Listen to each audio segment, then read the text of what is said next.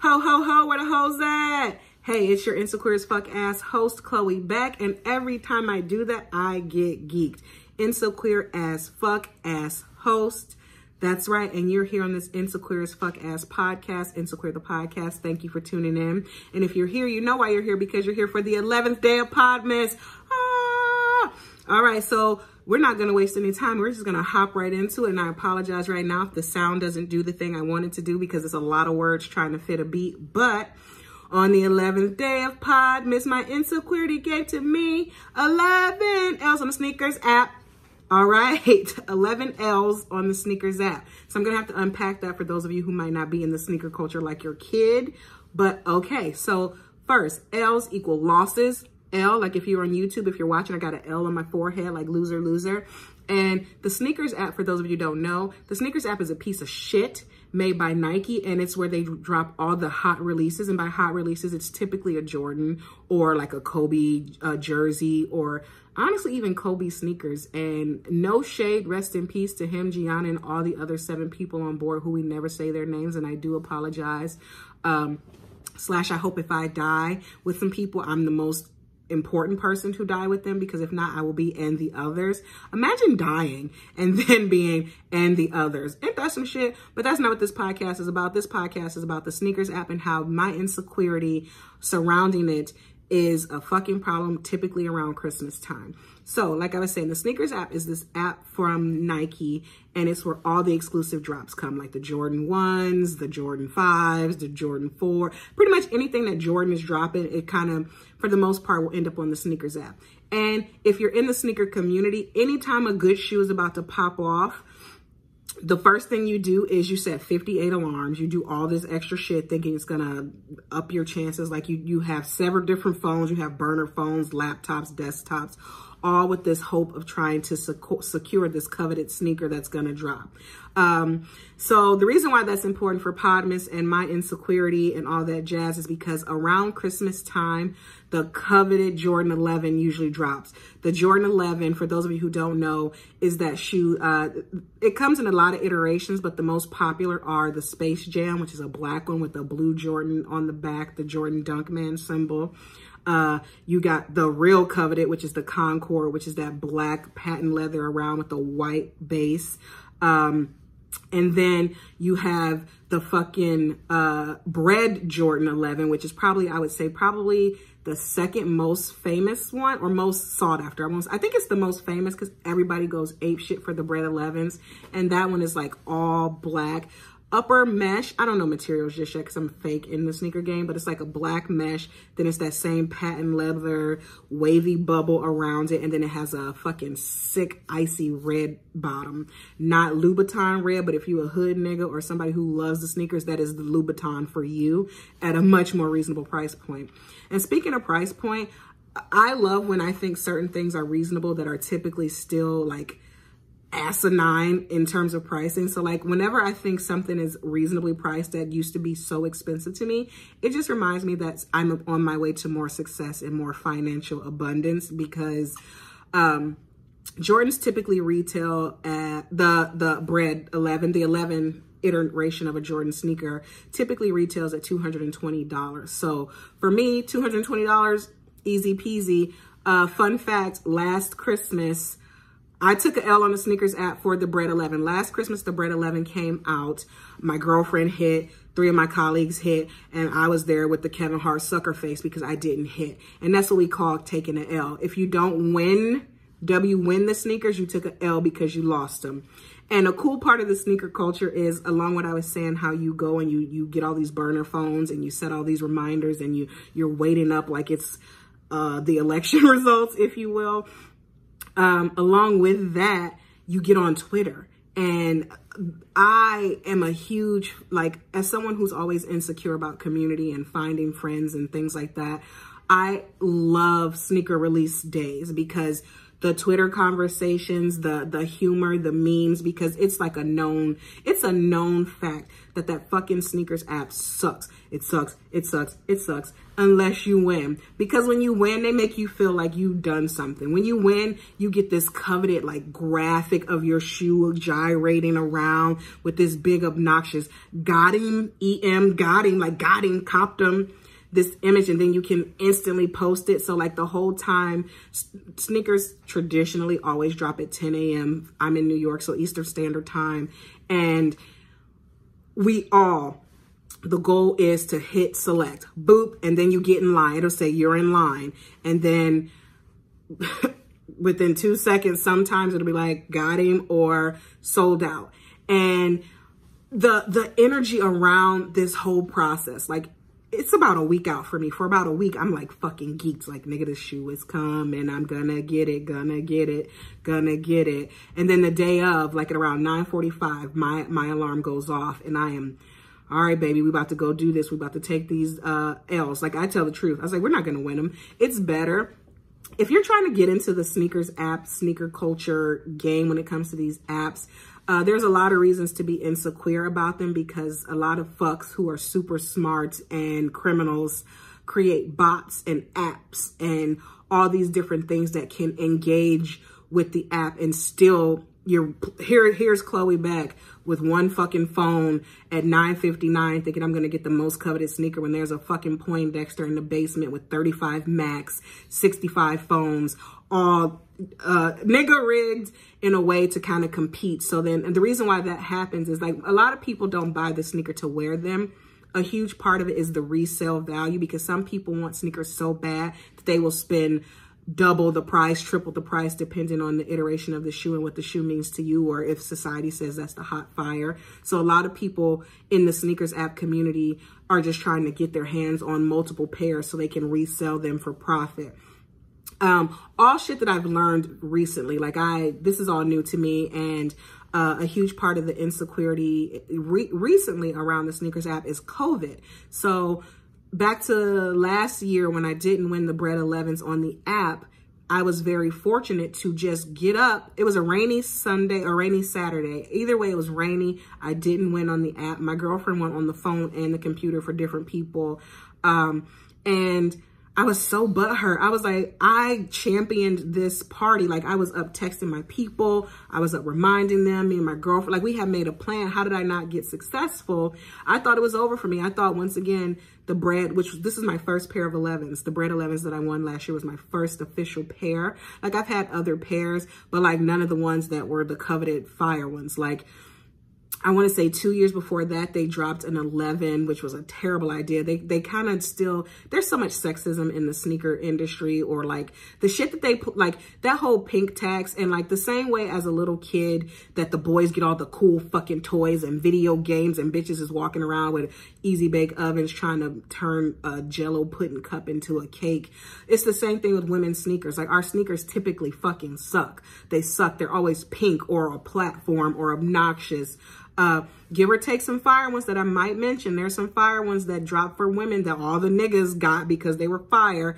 And it doesn't work the same way. Typically, women's shoe sizes are different. So if they make a certain shoe all the way up into a size 14 in women, we know that it's really geared towards for the men, and 9 times out of 10 you see the men in them. Like, sneakers is the one place where I don't think that that's so gay heteronormative shit pops, because if it's a fire shoe, men will get it. Prime example, the 11 lows. There was a time late 90s, early 2000s where they dropped an 11 low top sneaker, and it had this snakeskin patent leather around it. And in like, I think in different cities, different states, different countries, they drop different colors and different shoes and all that shit. But I vividly remember there being this beautiful teal snakeskin, blue green iteration, and then a pink snakeskin. When I tell you, the hoodest of hood niggas had that pink low one on with a crisp white tee, wife beater shorts. That was the hood bop sneaker for that year.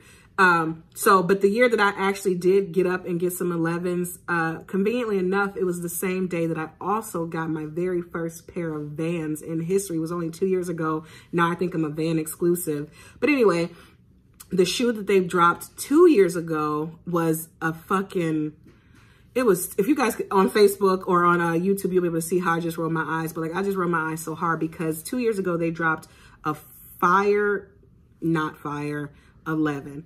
Fire for somebody, wasn't fire for me, but I actually bought it and I literally returned it.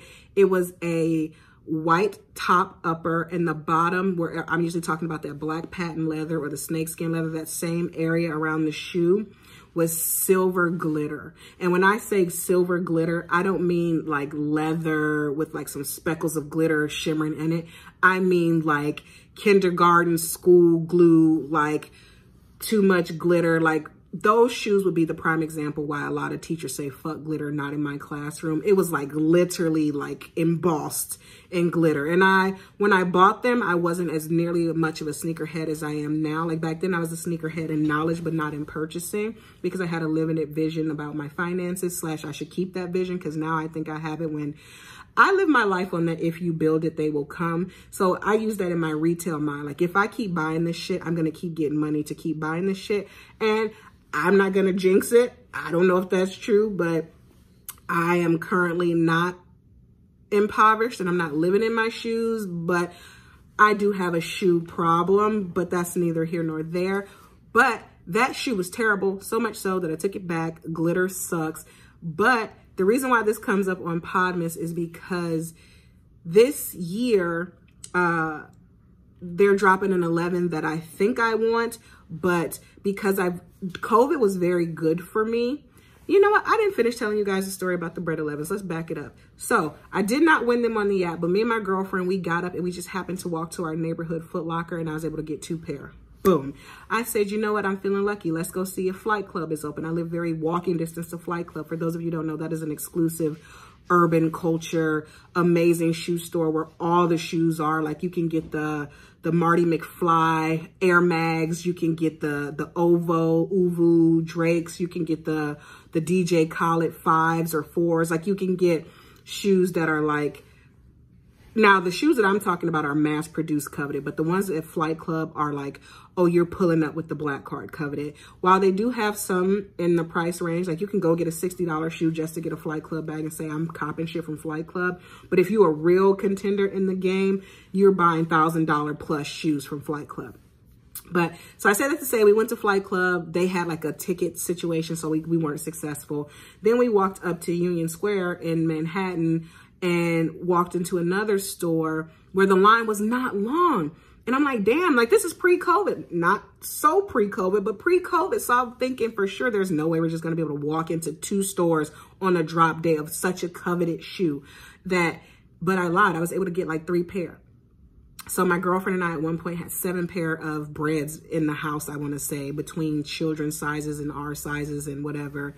And I'll even talk about why that is an anomaly / it fucking sucks, because the 1 year that I'm able to really get pairs is the 1 year that it seems like either the energy wasn't around for them or they're so mass produced that people weren't really trying to pay the resale price. They're like, nigga, I'm not giving you $400 for a $220 shoe. So my partner and I are currently sitting on a few pairs. So DM the kid if you want some, but just know that I want my money and I'm not going to give them to you for $220. What the fuck? That is not how resale works. So I just wanted to finish that story. Now I'm back. So this year, the 11s are coming out. It's called the Jubilee, and the SNKRs app actually did something. They do something called shock drops, meaning they drop a sneaker outside of a scheduled timeline. I was fortunate enough to win a pair. They typically have shock drops anytime there's a Michael Jordan documentary or a new sports commemorative experience. So about 3 or 4, maybe 6 months ago, because what the fuck is time in COVID, I won a pair of the shock drop 5s. And when I say won, and that's some shit that this app does to you. They make you feel like you're winning something when you're actually just paying for it. So this app, the whole premise of this app is we're going to make it hard for you to give us your money. And when you give us your money, we're going to make you feel like $1 million when you're actually giving us $1 million. Ain't that some shit? Supply and demand is it's a genius idea, because when I say I want them, every time I win a shoe, I walk around this bitch like the Hulk. I walk around this bitch strong. Like, yeah, bitch, take that. Got my W, winning my sneaker. And then when that fucking notice comes up, you just spent $238.95. I'll be like, but you just lost one. So this year, they did a shock drop for the 11 that's actually going to come out. I think the 11, it comes out, by the time you actually hear this, it's already going to be out because I'm actually recording early. The shoe dropped, it would have dropped on December 12th. And this Jordan iteration is called the Jubilee. And I'm saying, Jaluba, please, that shit is wiggity whack. So the Jubilee looks a lot like the, I would venture to say it looks a lot like the Space Jam, except the color is black and silverish gray, and like they brought back some cool features that haven't been on the shoe in a while, like these gold eyelet hoop things, and like some of the writing has changed, and the box is exclusive. And to be transparent, I'm more excited about the box than I am about the sneaker, but because I have this sneaker community frenzy where I just like to enter these drawings, I'm like, I want them. But if you listen to the 12th day of Podmas and my $12,000 worth of credit card debt, I'm conveniently running up on that time where I think it's my sneaker culture, sneakers app career is coming to an end. And full transparency, I just bought a pair of Yeezys a week ago. I just entered for another pair last night.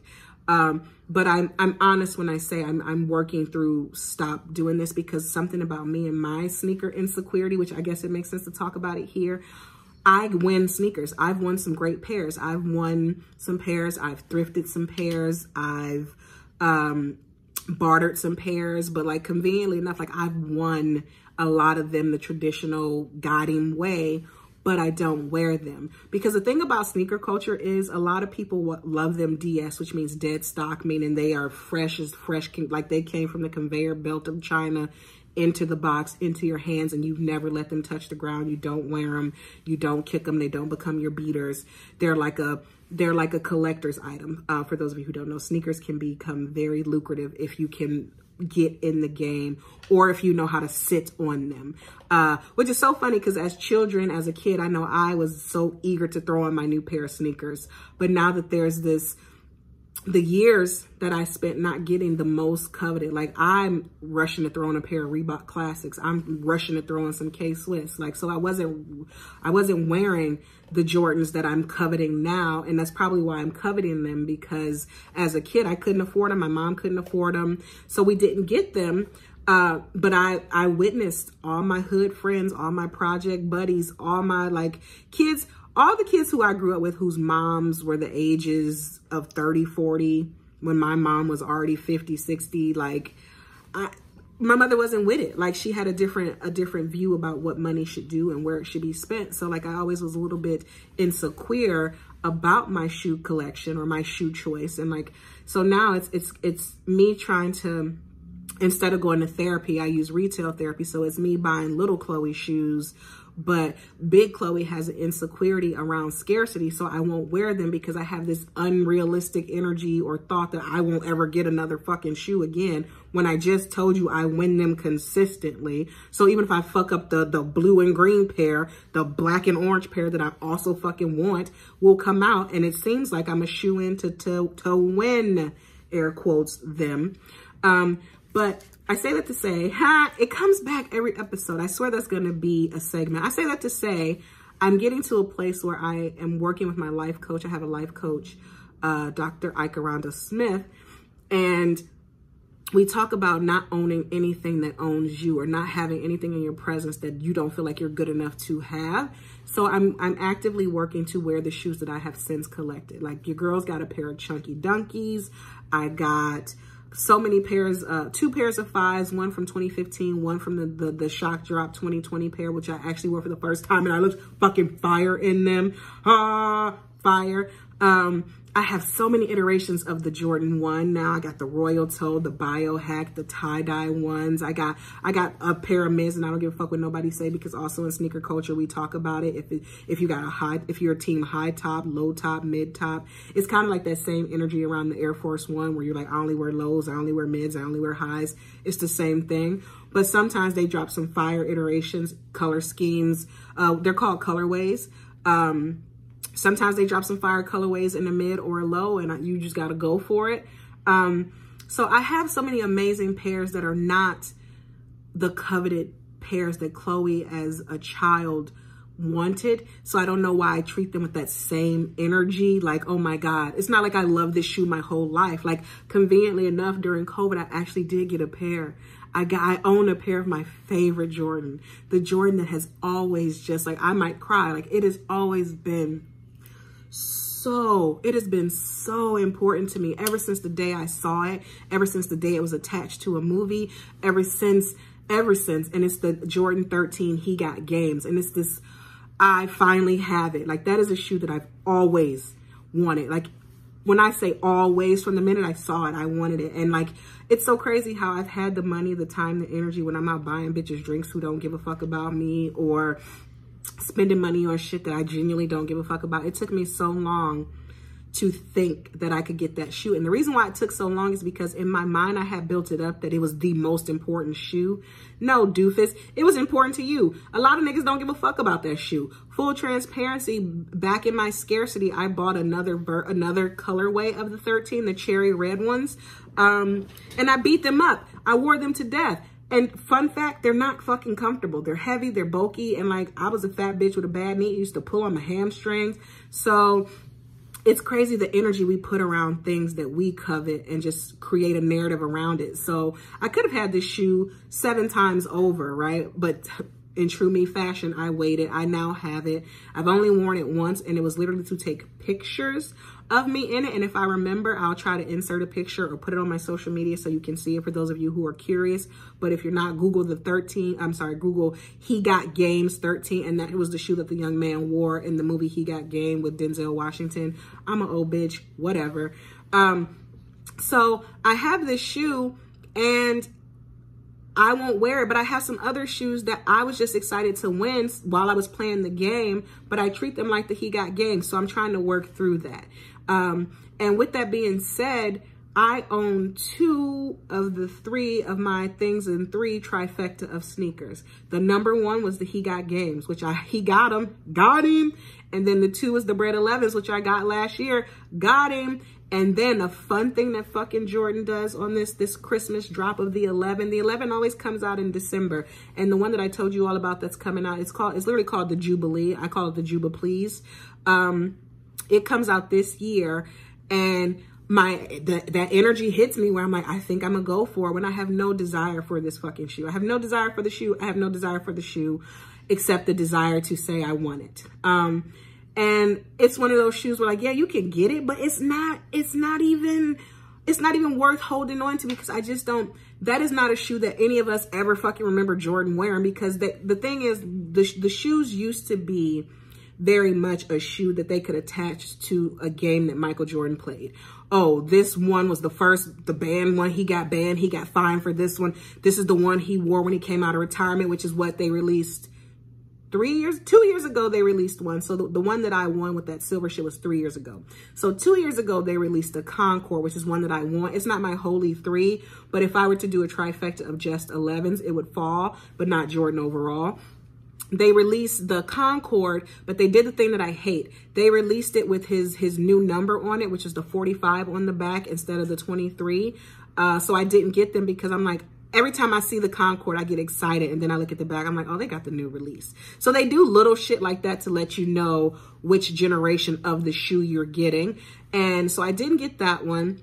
I got the 11s. This Jubilee is an off year. The Jubilee is not, they say it's like the 25th anniversary of him scratching his ass or some shit. Like, damn, I wish I could be one of the bitches that he's fucking on the side, because Michael V. Jordan, fuck him as a basketball player, but that nigga as a shoe mogul, damn. Anyway, I digress. So The reason why I call this my this episode was gonna be called on the 12th day of pod, Miss My Insecurity gave to me cool gray 11s, but actually it didn't. So back to my trifecta. He got games, bread 11s, and the cool gray 11. Now let me tell you about this shoe. So while Jordan drops 11s every year, and it's usually the same, they are geniuses. They keep dropping the exact same shoe, exact same 5 colors, and every time we buy them, like, oh, nigga, I got the 2020 pair, the 2016 pair, the 2013 pair, and then they changed the most random shit on it. They changed the most random shit. Most of the changes suck, and we don't appreciate them, but we still buy them.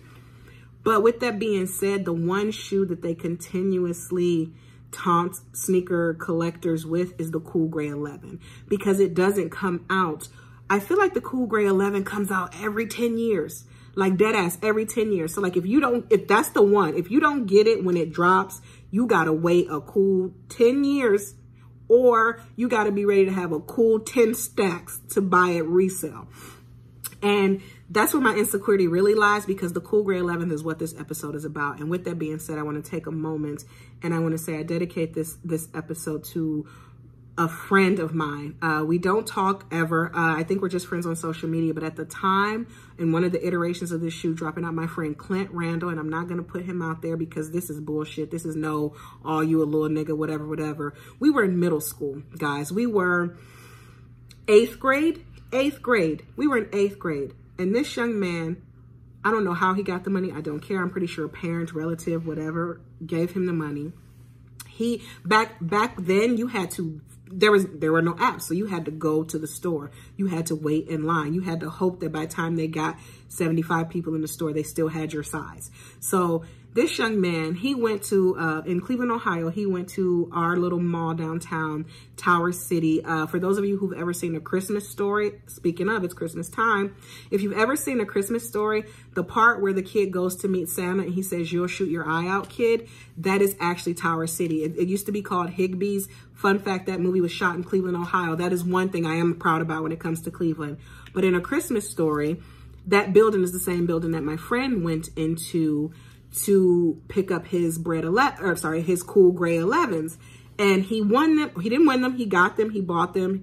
And he went to the bathroom. And while he was like, I just got to go to the bathroom before, and this is all hearsay. This is what he told me. It scarred me so much. That's why I have an insecurity also around this shoe. When he went to the bathroom, two grown ass men, easily in their fucking 30s, jumped him, beat him up, cracked his jaw, broke his jaw, broke this little, I don't even know how old I was in 8th grade. I couldn't have been more than 12, 13, 15. I don't give a fuck. I was under the age of 18. I was a child. My friend was a child, a cute little skinny, light-skinned young man who had swag, had flavor, always had the fire shoes, but was a good guy. He got beat up by 2 grown men over a pair of sneakers. And I know y'all already know, Jordan is the most dangerous shoe ever because niggas will kill you over them. Even though they're mass produced, you can buy them on the black market, you can get them fake, you can do all that shit. But back then, officially, I mean, even till now, I just watched a documentary. Kids are still getting shot to death. Oh, a young man, I watched a documentary, a young man literally got killed over the Bread 11s, the same iteration that I won that year. Like, he got killed.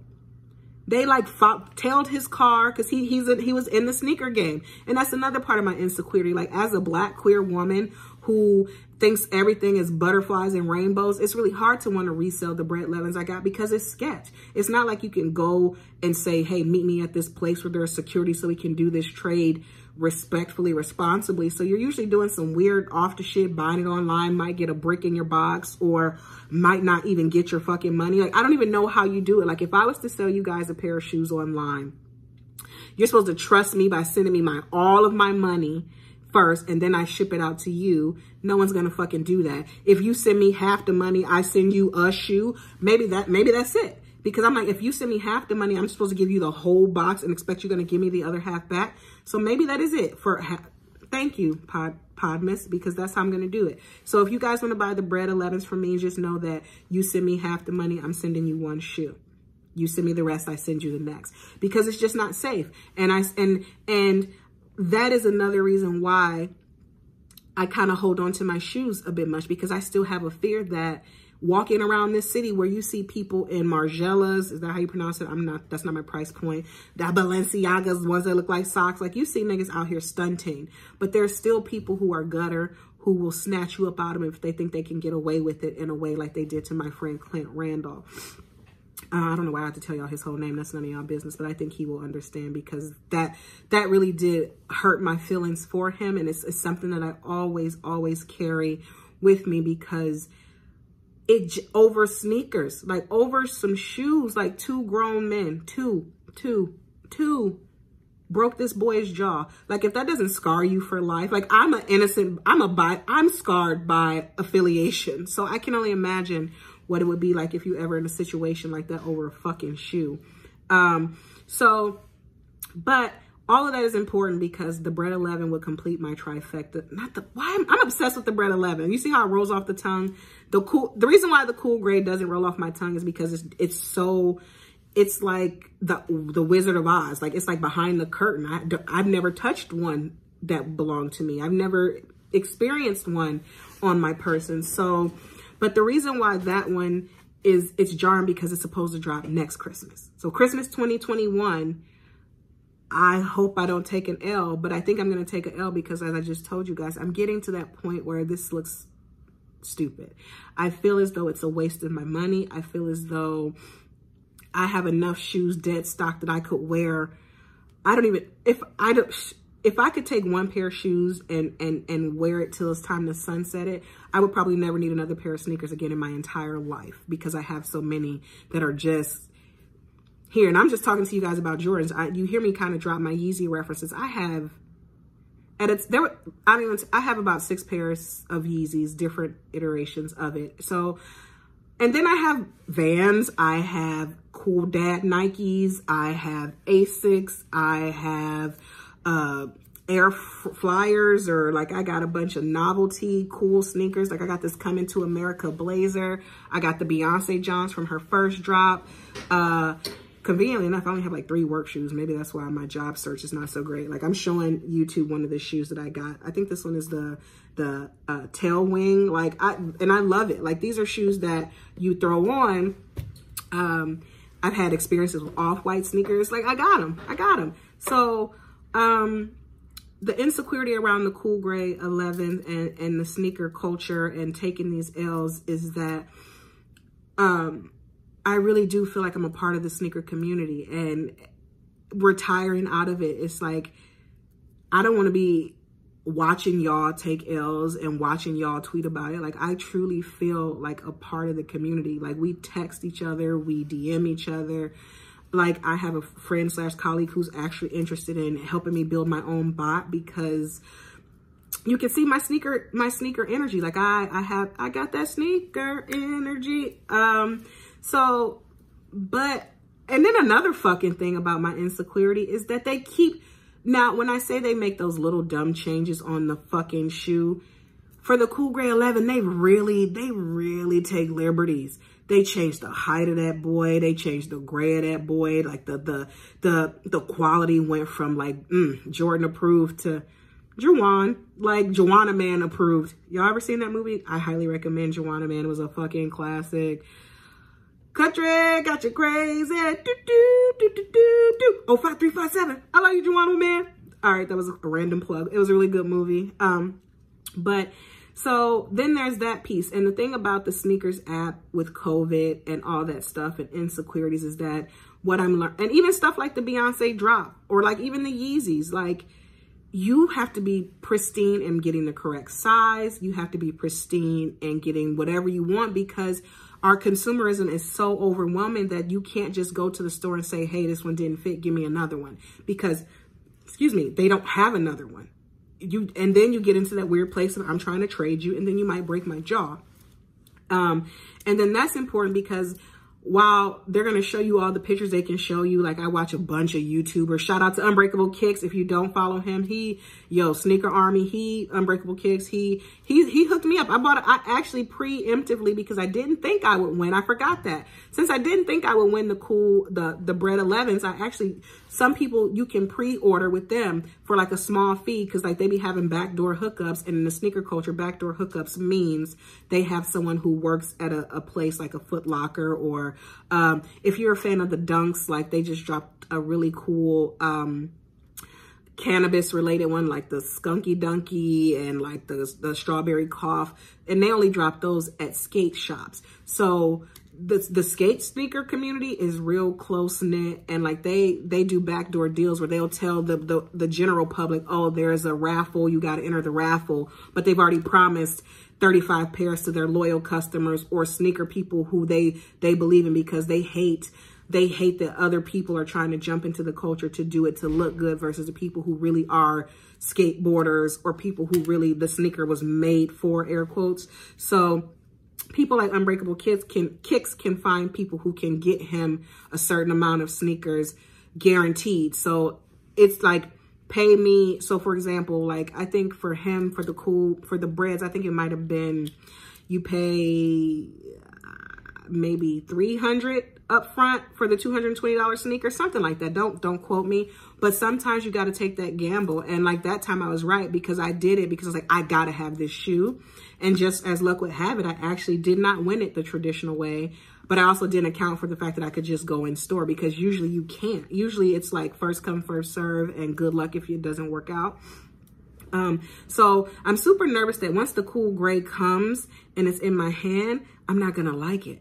Or it's going to be like a really shitty version. Like the 1 year that I'm available, that God willing, I have the money and I'm still alive, because COVID cases are still fucking rising and schools are not shutting and people are still meeting for brunches, lunches, hams, grains, lanes, whatever the fuck. I will be so hurt that once I finally get the one, it's not the one. Well, it's not the 11 of my dreams, but so this podcast is to just kind of talk to you about the fact that everything I just talked to you about. I don't know why I was trying to sum this shit up. You just heard what it was about. My bad. But so that's where my insecurity lies on this Podmas. On my 11th day of Podmas is breaking up with the Sneakers app, trying not to be overly indulgent. Like I told you all on Podmas 12, that this is not the season to be doing that big unnecessary purchasing, especially if it's not the coveted, oh my God, all my life I wanted this one. So I'm going to work really hard between now and December 2021 to be very intentional with my sneaker purchases and not just buying them for the thrill of buying them. I'm going to be wearing them to wear them. And when it comes time to really, really, really go through for the cool gray 11s, I'm going to do my best to research and make sure it's going to be the cool gray 11 of my dreams, because I do think I'm getting to that age where my purchasing of sneakers will be few and far between. So that means now you have to purchase with intention. So for those of you in the sneaker community, please share. Let me know what your holy grail is. Let me know what your top 3 sneakers are. Let me know what you think about how they change a color, a size, they change a shoestring and it becomes a whole new shoe, or tell me about a shoe story or shoe trauma. Or if you have shoe insecurity, where did it come from? Like, what is your shoe insecurity? Mine is I grew up a poor black bitch in Cleveland, Ohio, who had equally poor black bitch friends, but their mothers had niggas who sold drugs, or their mothers valued things differently, and they always got the fire fucking sneaker. And even that, parents, I want to take a minute to talk to parents. Like, if you're buying your kids all these fire shoes now, be prepared to know that that is a lifestyle that they're going to be accustomed to, even when their shoe size go from 3 to 13. Or if you are in a place where you cannot do it for them, sit them down and talk to them about it, because it creates a complex. It creates a lot of things on the inside that makes them be a 33-year-old gay bitch who works in student affairs, who fucking buys sneakers the way people buy dime bags of marijuana. Like, parents, we could really fuck our kids up with just about doing everything, not doing everything, saying the right thing, saying the wrong thing. So, but when it comes to this, just know that your kids and your students and your preteens and your cousins, in this age of social media where everyone literally stunts, do it for the gram, stunts for the gram, it is overly jarring now when a kid doesn't have those things. So being able to really talk to them about the value of things and why they can't have them, or even talking to them about making them realize that it's not a guarantee every time there's a sneakers app drop. Tell them life is like the sneakers app. You will take some L's with getting these things. And also letting them know that every win, like my friend found out when he got beat up by 2 grown-ass men, every win ain't worth it. So until then, get the fuck off my podcast. I love you guys. Merry Christmas. Merry Christmas. Enjoy each other. Enjoy yourselves. And if you're on Twitter, you can get at me at _, that ain't even it. That's my Instagram. You can tweet me at Zora Knows, ZORAKNOWS. That's where I do most of my sneaker conversations. But also, you can also find me on the Insequeer podcast Twitter. You can find me on our YouTube now. You can find me on Instagram. You can find me on email.